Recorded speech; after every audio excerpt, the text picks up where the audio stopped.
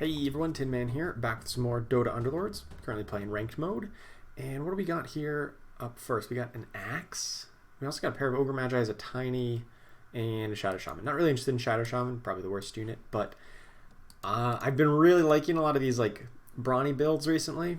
An axe is just so much better on turn 1 than any other turn. I know I've said that a lot, just because he's going to guaranteed get 2 kills here. And this is actually a funny little visual bug that if you're highlighting over this, he's going to highlight while he's fighting. So he's actually fighting the creeps, but he's doing his like little wave animation, so that's pretty cool. But yeah, Axe is going to get essentially 60 bonus health because I've picked him up on turn 1 as opposed to turn 2 or 3 or any later turn. Embarrassment of Riches is probably the best turn 1 pickup. Some people may argue for Chainmail, and sometimes I err on the side of Chainmail, but Embarrassment of Riches is definitely a pretty good one to pick up. Gives you a lot more options and a lot more power later in the game. So to go with this axe, we could pick up a Pudge here to kind of grab a couple warriors, or we could pick up a pair of bounty hunters. I'm going to pick up the Pudge for right now, but I'm still kind of thinking about a pair of bounty hunters. Assassins aren't really a great strategy right now. They're a little bit underpowered in the current meta. But Bounty Hunter himself is quite good in the early game. If I can get him to 2-star, that would probably ensure a good early win streak. But Pudge is just such a useful unit. Gets played in so many different compositions, just because Warrior and Heartless is just an amazing combo. There's a Smuggler as well. Oh, hello there. I think maybe with the Smuggler, I err on the side of Bounty Hunter, because Smuggler is going to increase my odds of getting like Mask of Madness and Moonshard, kind of very important items for an Assassin build. And there's a Queen of Pain, which kind of goes along this path. I still don't think Assassin builds are great in the current meta, but given our item start, maybe it's a little bit viable. And of course we've got pair of Bounty Hunters, which could go on an early win streak. We're not missing out on much here. We've not found any more Axes or Beastmasters or anything that would like kind of tie us to this Brawny strat. And we pick up Ogre Magi because he's a pretty good tank. Just like Axe, about 800 health. And I guess Axe has, they both have 5 armor at 1-star. So kind of just picking these guys up because we need some frontline if we're going to be playing Assassins. Target Buddy would help with that. That's probably the best item to pick up here. Blade Mail is quite good if you're going Brawnies, because they're going to have lots of health, or you have Pudge with lots of health to reflect. But I don't actually have any of those right now. So, despite the early pickup on Axe, we may end up going this direction. There is one little concern that I have, though, that we have no combat items. We don't have anything to equip. We just have 3, essentially, global items. That's not necessarily like the worst thing for us, but it's something we'll have to keep in mind that we probably don't want to pick another global item like an Aegis or anything next round. Hopefully we get something much better to equip to increase our combat potential. Every one of these items is individually quite strong, but when you get all of them together, you start to think a little bit that, oh, I might not have enough combat potential. Alright, looks like we're going to win this one. We should be able to take down Axe pretty easy. And we'll pick up the Shadow Shaman here with the rest of our gold. Picking up a couple Assassins, because that's kind of one direction we're looking at, but we could easily branch into other options. Not really looking to play the Shadow Shaman, but anything at 2-star would be playable this early on. Probably just going to put in the Ogre Magi. Ooh, there is some pairs of Wind Rangers. I don't think I really want to pick those up just yet. I'm thinking if I could sell off to get up to interest, if I could get up to 10 gold, but I could sell off everything on my bench currently, but then I'd be ditching my pair of Bounty Hunters and another Assassin, and Tiny's a pretty good unit, so I don't think I will. I think I'll just pick up these Wind Rangers and the Enchantress, and then kind of stay open to the possibility that we go back into like a Hunter's build, maybe with the Axe, but it looks like at least this opponent's going for the same kind of strategy. It already has Axe 2-star. What's the outlook on Beastmaster? This is the only Beastmaster that's been purchased in the game, so it still may be a possibility if they don't end up kind of committing more to a Hunter Beastmaster strat. Looks like top here has Has 3 hunters, so I'm going to be a little bit skeptical on all this. We get a free reroll because we did lose the round. We got the bounty hunter. That's pretty strong. And there's also a Slark, which could incentivize more assassins. A Slark is a very strong assassin at this point in the game. We already got the bounty hunter. We see some druids. I think I'm actually going to ditch these Wind Rangers and even the axe and commit a bit more down this road of not going hunters, just because we see kind of 2 other people on it, and we have more things towards assassins and possibly towards elusives. Now I know we sold off the Wind Ranger, who's an elusive, but she's generally not the greatest elusive to slip in with the assassins. If we want our damage dealers to be assassins more than Wind Ranger, and she just doesn't do all that great into the later stages of the game. We can pick up the Shadow Shaman, although we don't really want it. Oh, I probably should have put Slark in over, maybe even over Ogre Magi, or over Morphling. Maybe it's better over Morphling, just because we still want to have at least some tankiness outside of the target buddy, and Ogre Magi's buff is still pretty decent on everybody else. He has fast attack speed and then also gives bonus attack speed to whoever else. Another Ogre Magi, which we do want. Not really close to any upgrades other than like Enchantress to go up to Tree or to Nature's Prophet 2-star. So I think I'm just going to sit here at 10 gold. Then after interest locks in, we'll buy the Ogre Magi and maybe use our free reroll, even though we are not very close to any upgrades right now. Ooh, that's a 2-star Wind Ranger, and that probably is like a real big indication that this opponent is definitely going to stay with hunters, because they have a 2-star Wind Ranger, they've got 3 hunters already. It just seems pretty clear that that's probably the pick for them. So, good thing we're staying away from hunters. Pick up the Ogre, trying to get 2-star on that.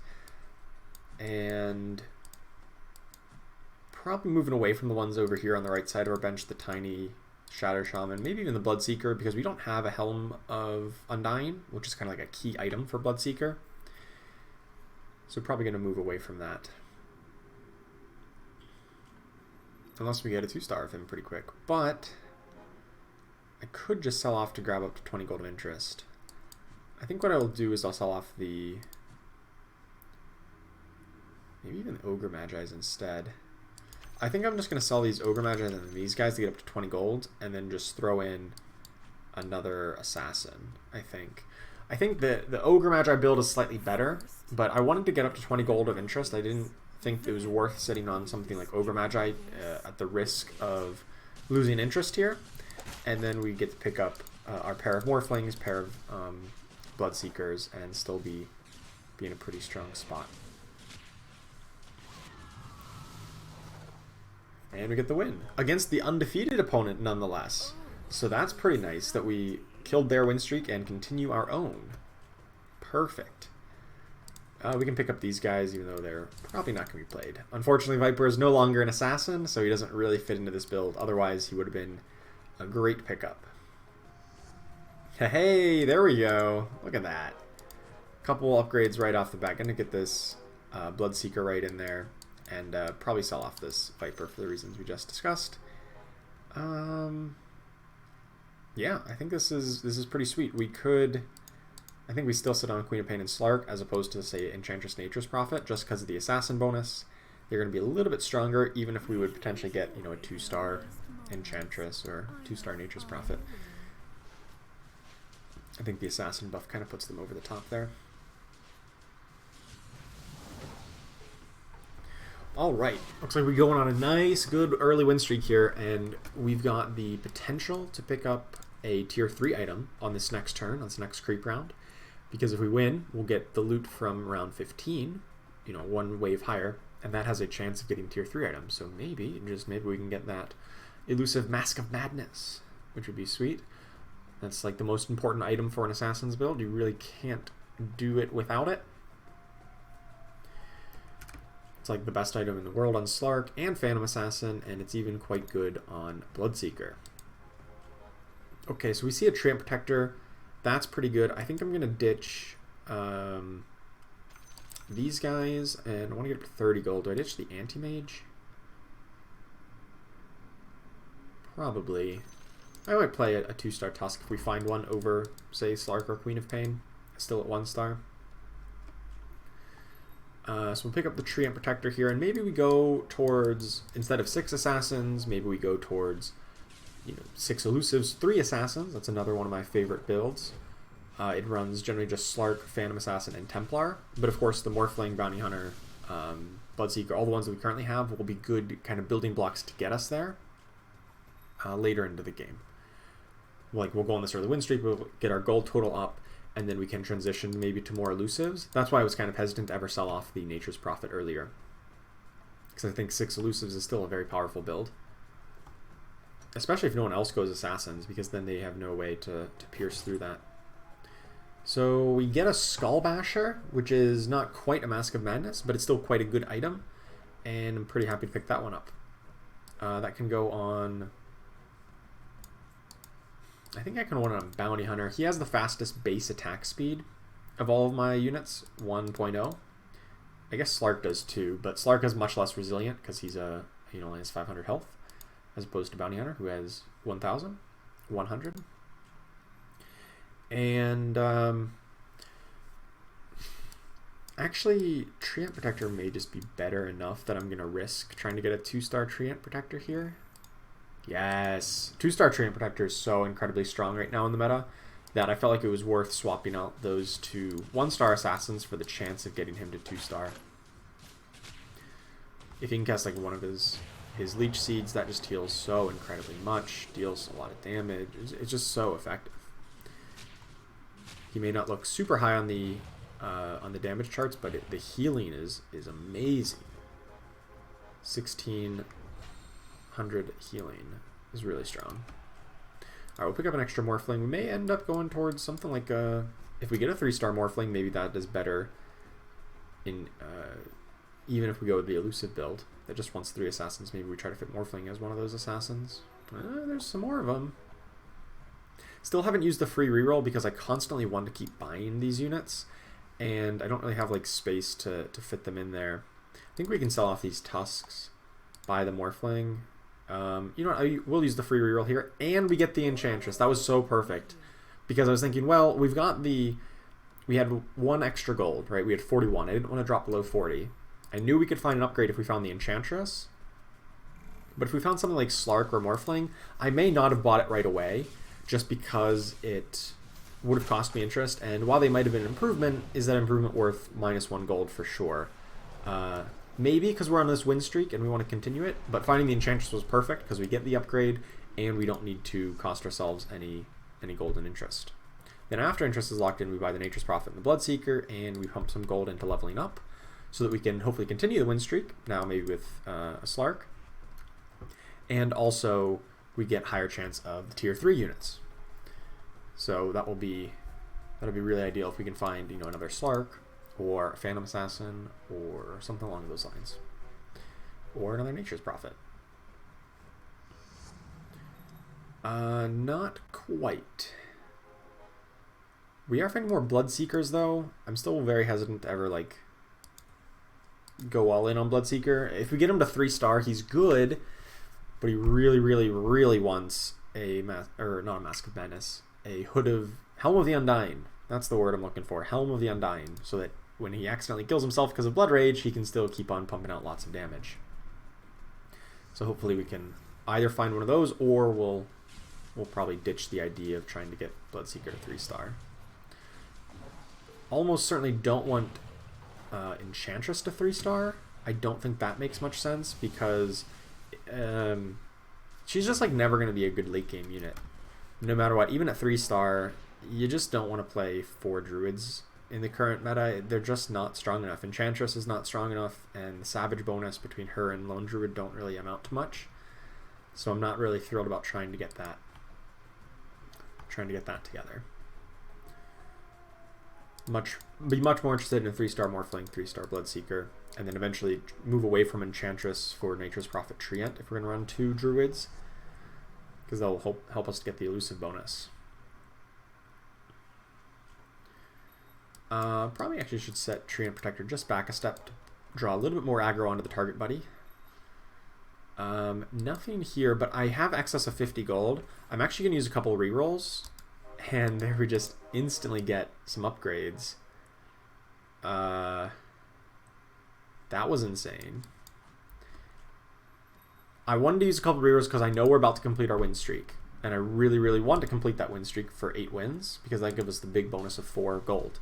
And I figure if we have some excess gold above 50 that we can spend without losing interest, and you know that very possibly gets us some upgrades, which we want the upgrades long term anyway, and it's going to ensure we keep this win streak to get the bonus gold for completing it.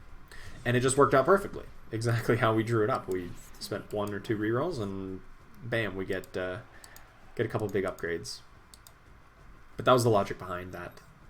Kind of odd timing on a reroll. Typically, you want to level up to 7 or 8 before you do that reroll. But in the case where you have the win streak and you want to protect it, and you have excess gold, it sometimes can make sense. And I was really close to several upgrades. Probably actually want to put like Morphling in over this Enchantress. That just makes a lot more sense. We don't really need the extra Druid when we have like if we're just comparing Morphling to Enchantress 2-star, Morphling wins out when we already have the Druid bonus. That's going to definitely go onto the Treant Protector. Alright, and we got a pair of Slarks and Queen of Pain, so we've got some good options for our next unit to go in. It's a creep round coming up, so we'll just kind of flip back like this. And we're just going to pump some gold into leveling up. Next priority is to get up to level 7, and then depending on exactly how we want to take this game, we may stay at level 7 and reroll for 3 stars on things like Slark, I guess Morphling now, since we already have 2 stars. And I would say Phantom Assassin, but we haven't seen a single Phantom Assassin yet, even if that would be a really good option for this build. And then, of course, like 2-star Treant, 2 or 3-star Nature's Prophet. But yeah, since we're getting these Druids, I'm kind of thinking we don't want to go 6 Assassins. I think 6 Assassins is just too fragile in the current meta. They don't have the defensive capabilities of other builds, while still being just as like their damage output is not so high to justify their lack of defensive capabilities. Hey, there's the Mask of Madness. Perfect. That is the most important item in these types of builds. It goes great on Slark and on Phantom Assassin, and can even work on Bloodseeker for a while, even if we eventually move away from Bloodseeker. Let's level up. Let's put in, I think Enchantress would just be the best standalone unit here. She's a 2-star, deals higher DPS than anybody else, even when you consider like the Assassin passive. I think she deals more DPS than Slark, and she's got a heal, so I'll stick with that. So this is a pretty powerful point in the game. We've got everybody on our board basically 2-starred. We've got really great item on Bloodseeker. Well, maybe it's not the best on Bloodseeker himself compared to Helm of the Undying, because we saw how quickly he died there. But looks like we still get the win. This Enchantress was a good pickup. Her healing was so clutch there at the end. Treant Protector didn't even heal at all, actually. I didn't realize that. Yeah, Treant Protector did like nothing. Wow.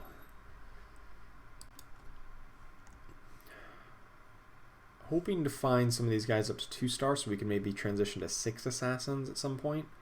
Not that I want to stay 6 Assassins forever, but it would be more powerful at this point in the game when we're like level 7 or just hitting level 8 to go like 6 Assassins plus 2 Druids, but then maybe eventually move to more of an elusive build, which is why I kind of want to pick up this Anti-Mage, which I almost forgot about. Or we maybe do stay with 6 Assassins, and then we grab things like Kunkka to kind of have CC up front. I think I'm going to spend a couple rerolls here trying to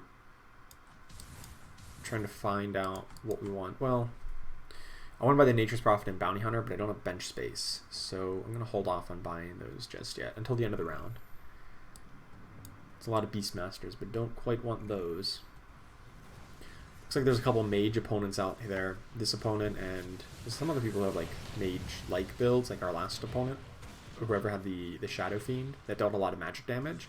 such that we probably want to pick up the scaled buff at some point. We've got the Slark. Hopefully we find a 2-star Slark into a 3-star Slark. And then we want to pair that ideally with Tidehunter, just for the most effective CC, as to also get us the scale bonus. Alrighty. Still kind of debating if I want to stay at level 7 or level to 8. I think staying at 7 here for at least a couple rerolls makes a lot of sense. Don't really want Slardar. Go for the Nature's Prophet. There's the Slark. Okay, that's big. Let's put in Slark over Enchantress. I'm actually just going to sell off Enchantress. And sell off Kunkka as well.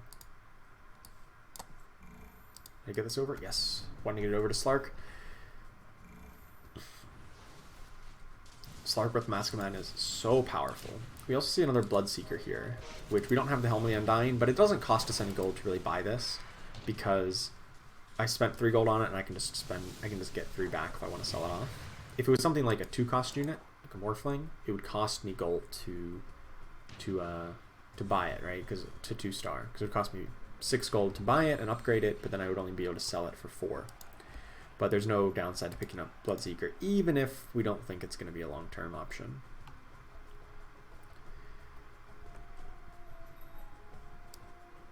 Yeah, with the Slark, the Mask of Madness, the more Druids I'm seeing, the more I'm kind of feeling like trying to get up to, like, not go 6 Assassins and stay with some variant of the Druids in here.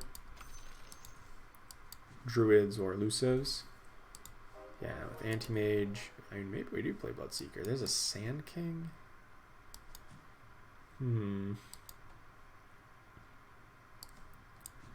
Actually, I think I put in this Anti-Mage just to grab the Elusive bonus, give our tanks a little bit more tankiness, as well as a nice utility mana break effect. Now that we've got like some 2-stars to put in, I think I want to start leveling up. We're going to get to level 8 on round 21 and be in a pretty good shape at that point. So in terms of gold, we'll still have well above 50 gold. And hopefully we just get another Mask of Madness or another like Moon Shard or something like that with our Smuggler. Maybe we'll buy the Sand King. In case we, go back to 6 Assassins. We would want Sand King, Slark, Phantom Assassin, Bloodseeker, Morphling, Pain, Templar. Is that 6 or is that 7?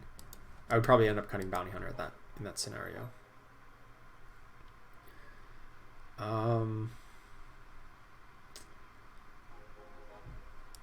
think I'd actually just cut Queen of Pain here. We've had a pair of her for so long, but she's just not coming together. I think we're gonna get her to that. What would 6 Assassins be? I can use not 2 of them, so I wouldn't use Bounty Hunter and I wouldn't use Queen of Pain. Right, that would make sense. Okay. So out of those 8 that are shown there, I can skip 2 of them. So I'd eventually skip Bounty Hunter and Queen of Pain if I stay at 6 Assassins.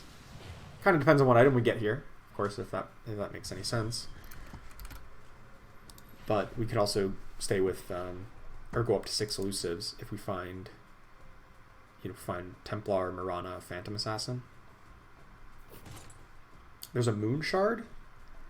That's really good. I like attack speed items more than attack damage items because Assassins already have a lot of attack damage, and in a lot of cases they just need more attack speed that will like scale better with their big crits. Oh, I forgot to level. Level to 8, put the Morphling in. Let's use some rerolls because we've got excess gold. Another Nature's Prophet, another Treant. Can I get a 2-star Treant in here? No, but there's also a Mirana. I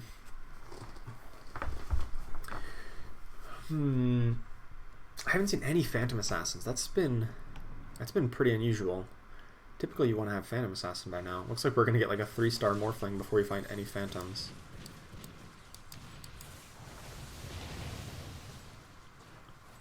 He's still on a win streak here. Looks like we're gonna win again. That's crazy. This is a crazy good build, apparently. Normally assassins don't work in the meta, but when you have a good start like this, good items like the smuggler was a very big factor in that determination of like what we wanted to go for. Was the fact that we got a smuggler early on. That really helped me to accelerate this game because we've had really good items since those opening rounds. Another Slark. Another Nature's Prophet. Oh boy, my bench is getting really full. Too full. Alright, you know what, I'm gonna abandon this idea of six assassins. I think we're just gonna go with the Elusives because we're gonna have the... Because I'm gonna want to play the Nature's Prophet here. Oh, okay, well she got sold anyway. I probably wanted to keep her. I didn't realize until it was too late, but she'd probably be the one to sell off anyway at this point. So now the question is, we probably might end up with like 4 assassins. It will maybe like Slark, Phantom, Templar, Morphling, right? And then we'll go with the 6 elusives that I mentioned earlier. We probably won't get a Terrorblade, which is typically a pairing with Anti-Mage, but that's okay. But I'm saying this, but we haven't found any Templars or Phantoms yet, so we're kind of have a bit of a problem on our hands if they don't show up soon.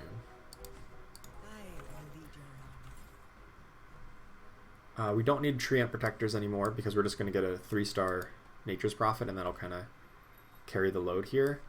How many assassins do I have? Okay. There we go. Whew. I want to make sure I still kept the assassin buff, but I wanted to move the Moonshard over to the 2nd Slark because he's going to be more powerful than Bounty Hunter for sure. He deals tons of damage with that ability. With the extra attack speed, which lets him stack his passive faster, which just lets everything go faster in the build. Or for him, you know, he gets more attacks, steals more damage and more attack speed, and therefore attacks faster. Just it's a virtuous cycle there. More Slarks. Hopefully we find a 3-star Slark soon. With a Mask of Madness, that'll just carry the game. Not that we need the game to be carried because we're about to complete our 2nd win streak in a row, assuming we win here. There's another Anti-Mage. I don't need Lich, even though he's a great unit. Another Nature's Prophet. Another Morphling. Can I get a Morphling 3-star? There's a Phantom of all things, finally. Looks like I probably won't.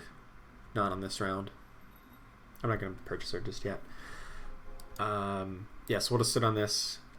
This is our strong build because now we get a guaranteed 3-star Treant Protector.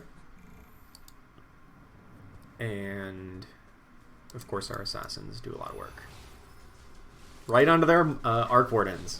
We double disarmed their 2 Arc Wardens. That is so nice. The Arc Wardens just spawned and they dealt like 0 damage. Arc Warden, opposing total Arc Warden damage was 369. Very good, very good. Alright, that's 2 completed win streaks in a row. Maybe assassins are good. Maybe we have a bit of good luck on our side as well. It's probably mostly that.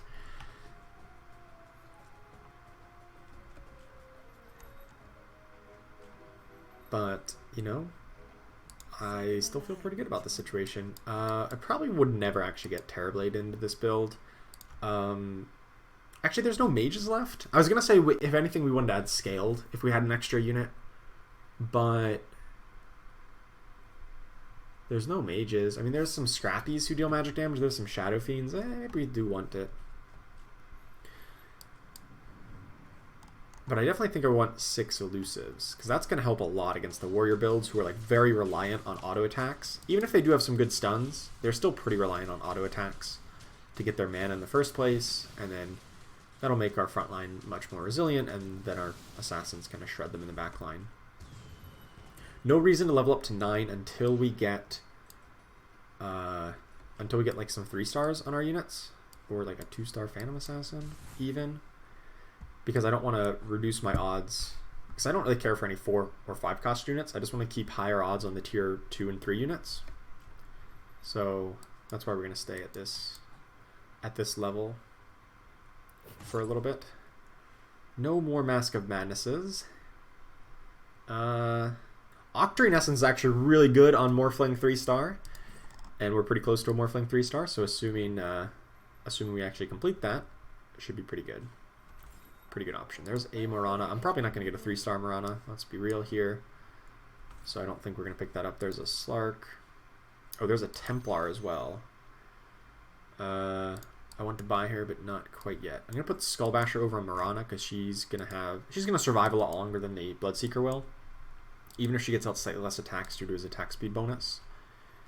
I want to buy the Templar here.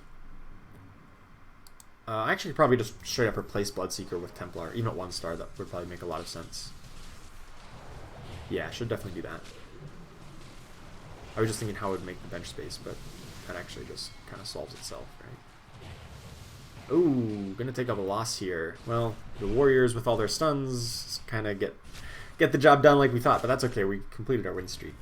So all good things come to an end like that. We're one away from Slark 3-star, one away from Morphling 3-star. I'd say we're in pretty good shape. We want to get 2 more Elusives in, which we have, but we don't have them leveled up just yet. So I think I want to wait until at least I get a 2-star. Or like if we can combine Morphling, then maybe I swap it or combine Slark. Then I can add in without feeling too bad about putting some 1-stars in. So I'm probably going to reroll a lot for that here. There's the Morphling. Can I find the Slark? No, but I found another Phantom. So let's put the Phantom in. Let's cut one of the Slarks just to get the Elusive buff. I think that's worthwhile here. And then actually I'm going to move Moonshard over to the Mirana because she stays alive for a long time to take advantage of the extra attack speed. So now we've got the Elusive buff, so our front line should be very resilient. And this is a pretty good build. Obviously we still want Slark up to 3-star. We want Anti-Mage to 3-star. But we're pretty darn close, so I might start looking at leveling up. What would I even put in as my next level? I didn't think that far ahead. Probably scaled, right? That's what we were thinking. So I think I missed a Tidehunter earlier, which is not ideal if we wanted to add in scaled, right? Yeah, I did miss a Tidehunter earlier. Alright, well that's okay. We'll just find more Tidehunters as we go. We got plenty of life total to play with, so I'm not concerned about losing just a little bit here. Or, I mean, we could add, like, I think we want scaled. There is some... And Tidehunter would give us some CC. Yeah. Maybe Sand King. Also gives us CC. There's a Slark. That's beautiful. Or we could go Terrorblade if we want to improve Anti-Mage, but I don't think that's it. I think we want scaled.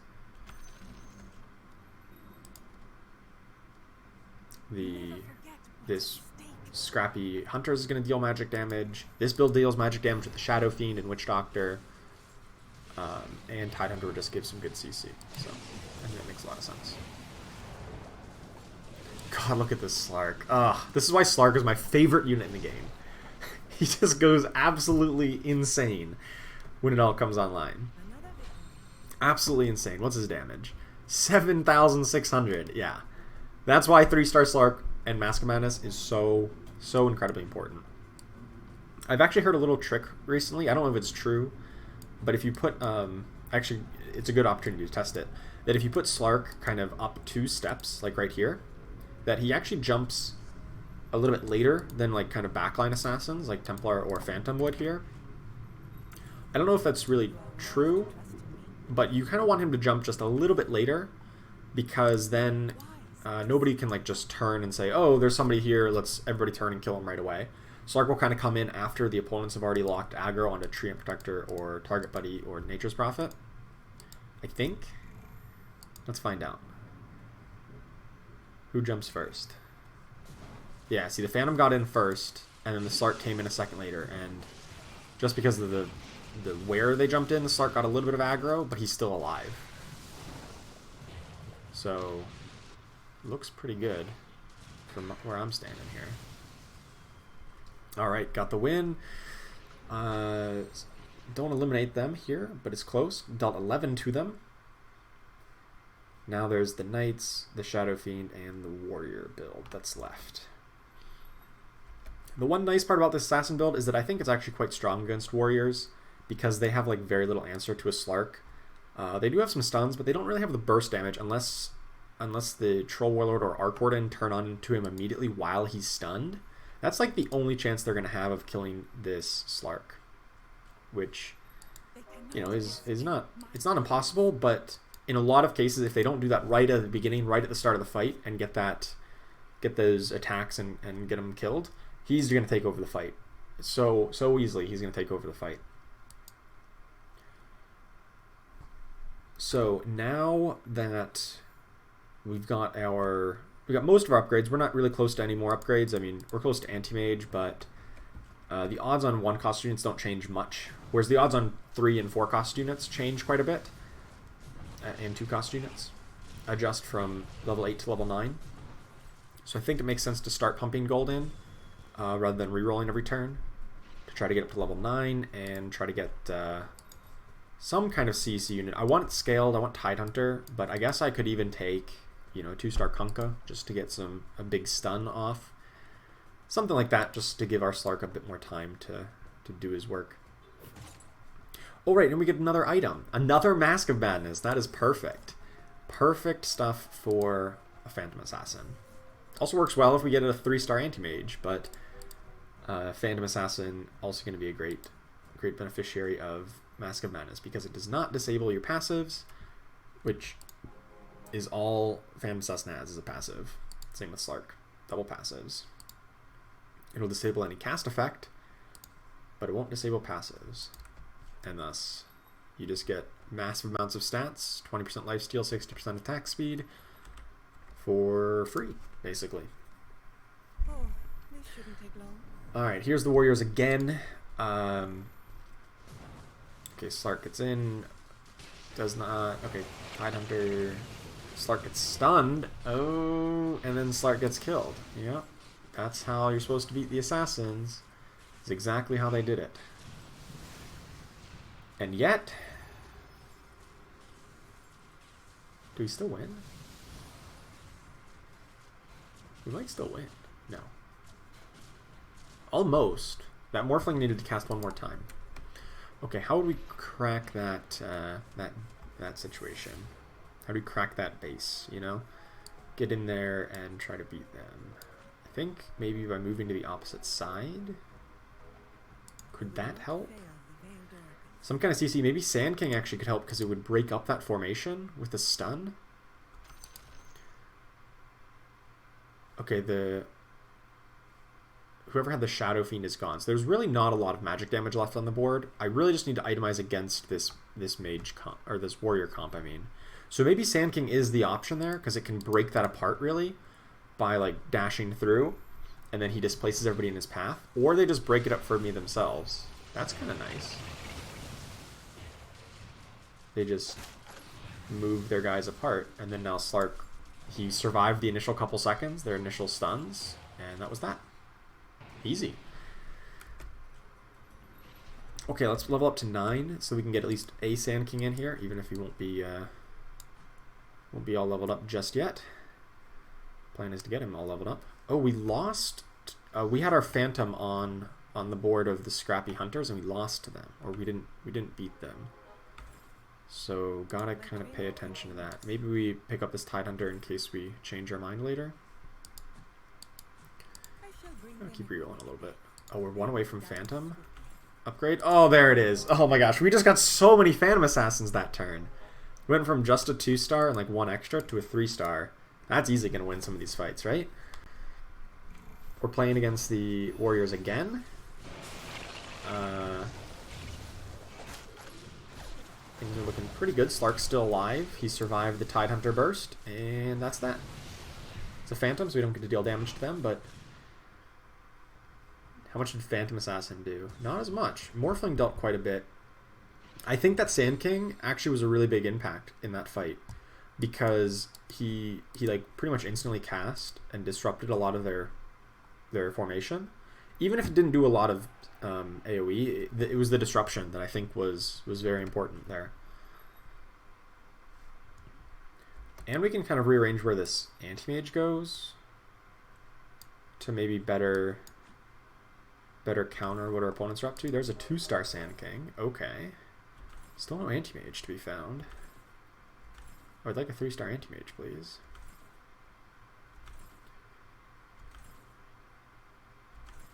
There he is. Perfect. I'm going to keep the option open to go Tidehunter if we determine that makes sense. Actually, I mean, we have all of our upgrades now. What really makes the most sense is to just level to 10 and try to get in the Tidehunter as well. Here in this fight, if you actually go back and watch at the start of this fight, Slark did jump in a little bit later than everybody else, doing exactly what we had hoped out of him by putting him up a couple steps. So you can go back and watch the start of that fight. He did jump in like a split second later than everybody else, and therefore nobody initially targeted him. So let's check over on this board. We beat him. I don't think this eliminates them, though. Not quite. They're at 5 life. Okay, so it's 1v1 here. Us versus that warrior, and we just beat them. Oh, it's the dragon round. Okay. Got to spread out a little bit here. Dragon round's easy to beat with this build. Slark just jumps, and then the dragon stops attacking, and then he's dead. But based on our previous formation, we got to kind of spread out just a little bit. And then we want to do like some targeting, like looking at our opponent's board and trying to organize exactly where we want the anti-mage and so on in order to close this out. We got lots of life total, so even if we mess up once or twice, we should still be able to get it. And we get another chance of a really good item.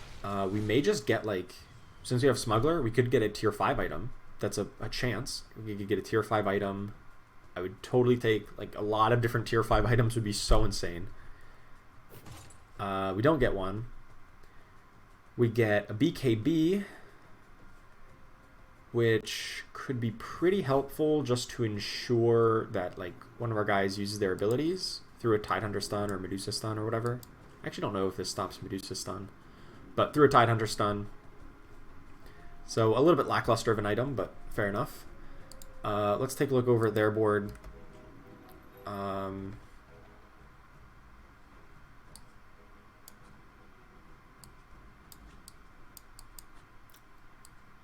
So I really just want to get, yeah, I want Anti-Mage right on the Kunkka. This seems perfect to me. Sand King right here, he's going to take initial hit, then he's going to dash, stun them all, bounce them all around, and their Kunkka still has never cast, and that's the game. They got nothing. Slark's alive, and that's all she wrote. Alright, so, they don't have an Aegis, right? Nope, no Aegis. That's it. Assassins win. 6 elusive. I kind of had 5 assassins at the end. We probably could have got up to a 6th one if we leveled up even more, but was not necessary. And so apparently assassins still can win in the current meta. They're definitely not like the most common strategy to win with. You really kind of had to have a perfect storm. And I did have a perfect storm of no one else was going for assassins. We had a good start, so I had good win streaks. In fact, I had 2 win streaks. I had good items, so I got double Mask of Madness, and the Smuggler kind of facilitated that. As soon as I got the Smuggler, I knew that this was a bit more of a possibility. And we got things up to 3-star. I got 5 things to 3-star. I mean, you generally just need Slark and Phantom Assassin, but the other 3 that we got are also really good options to get to 3-star. So that's how you got to win with Assassins. It's a lot of things that have to go right, but when they do go right, the build certainly can win. So I hope you enjoyed this. Thank you so much for watching. Make sure you like and subscribe, and I'll see you next time.